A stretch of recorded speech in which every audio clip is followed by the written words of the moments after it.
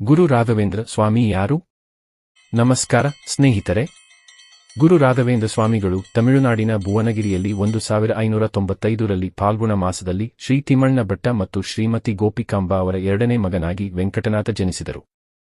ಶ್ರೀ ತಿಮ್ಮಣ್ಣ ಭಟ್ಟರು ಶ್ರೀ ಕನಕಾಚಲ ಭಟ್ಟರ ಮಗ ಮತ್ತು ರಾಜ ಕೃಷ್ಣದೇವರಾಯನ ಆಸ್ಥಾನದಲ್ಲಿ ವೀಣಾ ವಿದ್ವಾಂಸರಾಗಿದ್ದ ಶ್ರೀ ಕೃಷ್ಣ ಭಟ್ಟರ ಮೊಮ್ಮಗ.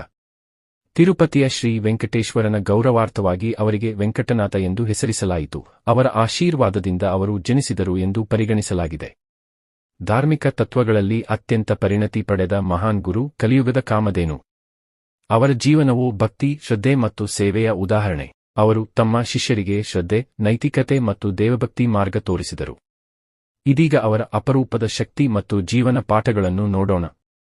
ಬಾಲ್ಯ ಮತ್ತು ವಿದ್ಯಾಭ್ಯಾಸ. ಗುರು ರಾಘವೇಂದ್ರ ಸ್ವಾಮಿ ಬಾಲ್ಯ ಕಥೆ. ಬಾಲ್ಯದಿಂದಲೇ ಅವರು ಅಧ್ಯಾತ್ಮ, ಭಕ್ತಿ ಮತ್ತು ಧಾರ್ಮಿಕ ಅಧ್ಯಯನದಲ್ಲಿ ಹೆಚ್ಚು ಆಸಕ್ತಿ ಹೊಂದಿದ್ದರು. ತಮ್ಮ ಜೀವನದ ಮೊದಲ ದಿನಗಳಿಂದಲೇ ಅವರಲ್ಲಿ ಅಸಾಮಾನ್ಯ ಜ್ಞಾನ ಮತ್ತು ಶಕ್ತಿ ಕಂಡುಬಂತು.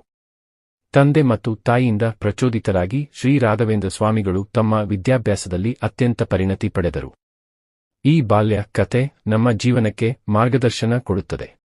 ಶಿಷ್ಯತ್ವ ಮತ್ತು ಗುರುತ್ವ. ಗುರು ರಾಘವೇಂದ್ರ ಸ್ವಾಮಿಯ ಶಿಷ್ಯತ್ವ. ಅವರು ಉದ್ಭವ ಮಠದಲ್ಲಿ ಶಿಷ್ಯತ್ವ ಪಡೆದರು. ಅವರು ಎಲ್ಲಾ ಶಿಷ್ಯರಿಗೆ ಧರ್ಮ ಮತ್ತು ಭಕ್ತಿಯ ಮಾರ್ಗವನ್ನು ತೋರಿಸಿದರು.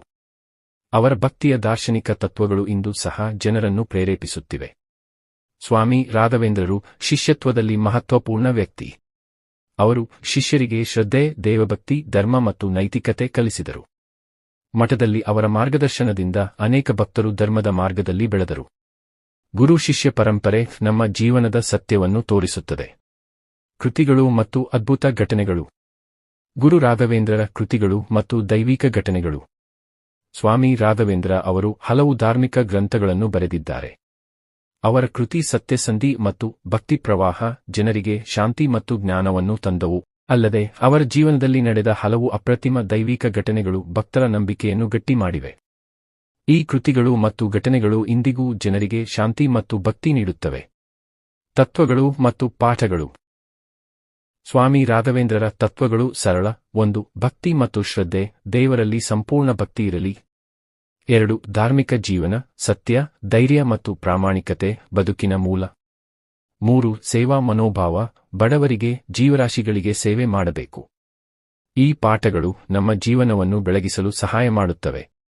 ಇವತ್ತು ನಾವು ಗುರು ರಾಘವೇಂದ್ರ ಸ್ವಾಮಿ ಅವರ ಜೀವನ ಮತ್ತು ತತ್ವಗಳನ್ನು ತಿಳಿದುಕೊಂಡೆವು. ಅವರ ಭಕ್ತಿ ಮತ್ತು ತತ್ವಗಳು ನಮ್ಮೆಲ್ಲರಿಗೂ ಮಾರ್ಗದರ್ಶಕವಾಗಬಹುದು. ವಿಡಿಯೋ ಇಷ್ಟವಾಗಿದ್ದರೆ ಲೈಕ್, ಶೇರ್ ಮತ್ತು ಸಬ್ಸ್ಕ್ರೈಬ್ ಮಾಡುವುದು ಮರೆಯಬೇಡಿ. ಧನ್ಯವಾದಗಳು.